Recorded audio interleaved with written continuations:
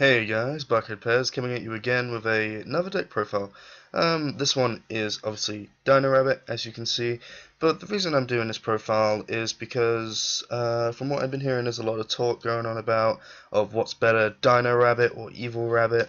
I will be doing a video about it, but not right now. I just want to show the profile just so I can kind of help people understand the deck more, stuff like that. Now this looks like a standard build, and it is a standard build of Dino Rabbit. I also took influences from my friend who I was dueling not so long ago. You saw the video of Dino Rabbit, it was Blaze333. And I like his deck and I like his playstyle. I added in a couple of cards that he didn't have due to the fact that some of them are just OCG and they haven't come out yet. And I think some of the OCG cards are going to, or at least one of them, is going to make this deck a tiny bit more consistent than it already is. I mean, yes, we all know Dino Rabbit is very annoying to get around, but there are ways just to get around it, and it all depends on your first turn.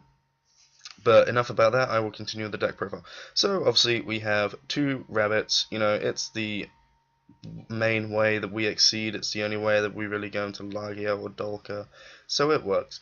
And we got the tour guide for the Levia plays, just a special summon up Banished Rabbit, stuff like that.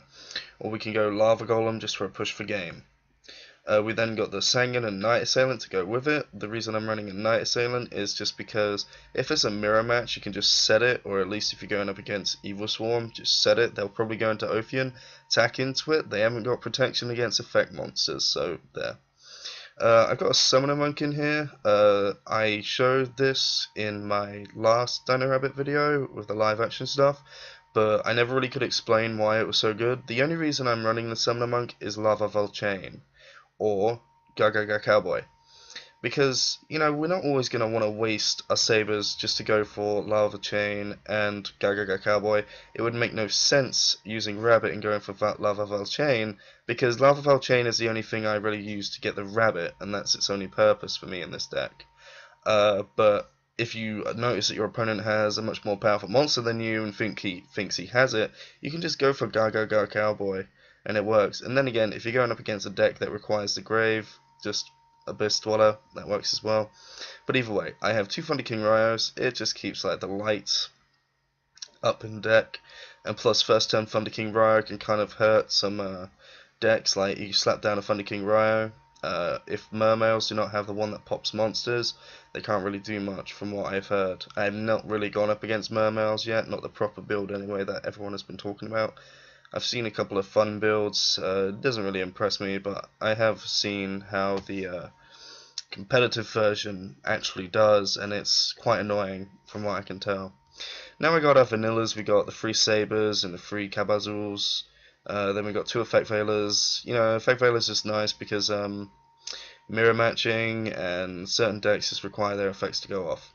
Then we got BLS just to add to the beat. This deck doesn't have a lot of beat on its own. It always needs the exceeds. So, you know, you could just get it out and just be like, good game.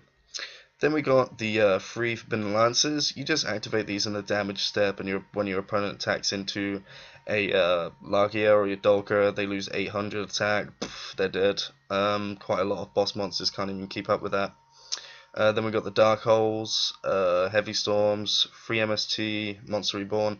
Then we got Gold Sark. This was an influence from what my friend had, because he did the whole Gold Sark, get rid of Rabbit, then go Tour Guide to Levia, special summon the Rabbit, then do your plays. And it's a good play. I really like it. And then we got Pot of Avarice. It's pretty cool. It's just put your vanillas back into your deck. And then I've got two D-Fishers. A lot of people I notice they are running macro, and yeah, it makes sense to run macro, but then again, D-Fisher works better because your sabers won't be banished, or your Cabazuls when you're using Lagia or Dolka's effect, so at least you can recycle them with Pot of Avarice. I know that's thinking more of a late game situation, but I'd rather have the option for that than, you know, anything else, because as soon as people realize you're also running Rabbit, they may also side in Raw Decree, because we are very trap heavy for Rabbit anyway, because, you know, we got a strong trap lineup. We have 8 traps, so yeah. But anyway, we got the Solemn Brigade. It's natural to generally have the Solemn Brigade nowadays. Then we got 2 Compulse. 2D Prism, and Starlight Road. It's a very balanced format of traps. I've said this many times before. We got the problems that haven't come onto the field yet, and the problems that are already on the field. But then again, the only annoying thing about Deep Dimensional Prism is because, it can be MST'd. But then again, if they just MST or Compulse, you just chain it. And Starlight Road, half the time when you play your Lagia, you're going to set everything, so if you have Starlight Road in your hand, it works. I haven't got a side deck. I don't make side decks. I only do that in real life because I don't really get an opportunity to side in dueling networks. As soon as you beat people, they're just like, no, I don't want to play again, because they just don't want to lose rating. But then again, let's go to the extra deck. Now, obviously, we got the staple free Lagia, then we got the free Dolka. Usually, I wouldn't. When I was running Dino Rabbit, I wasn't running 3, I was only running 2 because I only ever went into 2. I've never had a chance to go into 3, and most of the time I would be more likely to go into Lagia. Then we got Gaga Cowboy, Abyss Dweller, and then we got our Leviers for our Levier plays, just to bring back the Rabbit. Then we got Acid Golem. Acid Golem is just a push for game. You want to do it generally when you got your Lagia, your Dolka out, and then if you get your Acid Golem out, that's just perfect. Lava Valve Chain, the reason I put this in is because, we're going to be using Summoner Monk. We're either going to use Summoner Monk to get out Thunder King Ryo, just to see if the opponent can even do anything from it. And that is really the only target that we have for Summoner Monk. We will just go into Thunder King Ryo, and then we just overlay into Lava Valve Chain, detach, and then put Rabbit to the top of our deck. So it's a nice little it adds a bit more of consistency to the deck. So it works out. Then we got the Catasta. Catasta only because, we got a lot of level 4s in the deck. So if we got a level 4 out in the field and we notice our opponent isn't using darts, just slap down a Veiler, go into Catasta, and then, they've got to get rid of a Catasta with a card effect rather than attacking over it. Then we got the Excuse me. Then we got the Stardust for a Starlight Road. Yes, of course, it doesn't come back after you negate it once. But you know what? It doesn't really matter. You got a 2/5 beat monster. If that happens first turn, your opponent's got to really push for them. I mean, as easy as it is, excuse me, sorry, as easy as it is just to get a monster out with higher than 2,500 nowadays, it's still a beat monster. And at the end of the day, if people can only just summon Thunder King Ryos, or they just set and just go for the Heavy Storm, then you activate Starlight Road, getting him out, they're gonna think to themselves, now I've actually got to do something, and if I waste any of my staples, it will be gone, but, is it really worth wasting a staple? But then again, guys, there's a Dino Rabbit deck. It's a budget deck now. Dino Rabbit's become so budget now because of the new tins. So if any of you guys want to play Dino Rabbit, just go ahead and play it. I mean, personally, I didn't like playing it when I did play it because I just felt this is just a top tier deck. I don't feel that I've put any creativity into the deck. But those who do enjoy the deck, I gotta give them credit. You're enjoying this deck, and yes, it is doing very well. And then again, you can beat it. It is quite easy to beat when you know how to beat it. Deck Devastation can really rinse this deck. Because you gotta think, first turn with Dark Worlds, you get your Grapher out, you set everything, set a deck dev. Oh, let's say they open with Rescue Rabbit, their Tour Guides, and a Sangan. Deck dev, all of that goes. So it just works out like that. And then again, if you don't get the deck dev off, even if they draw into a Sangan or a Rescue Rabbit, it's still gonna die, and they have to discard it. So it's still quite cool to beat.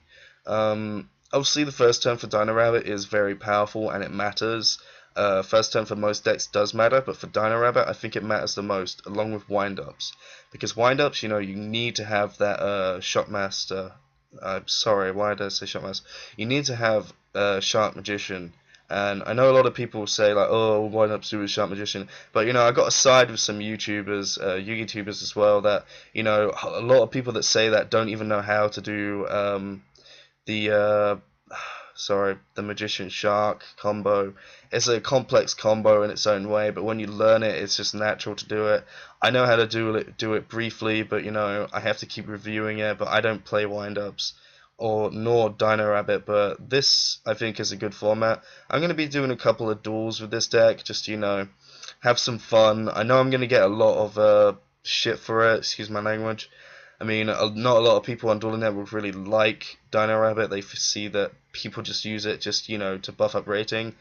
But if anyone on Dueling Network has seen this video, I'm only doing it just to see which is better, Evil Swarm or Dino Rabbit, because I'm incredibly interested. I've loved Evil Rabbit for a while, and I've always wanted to know which is better, because there's a lot of word going out. But anyway, guys, I'm going to shut up now because it's 10 minutes.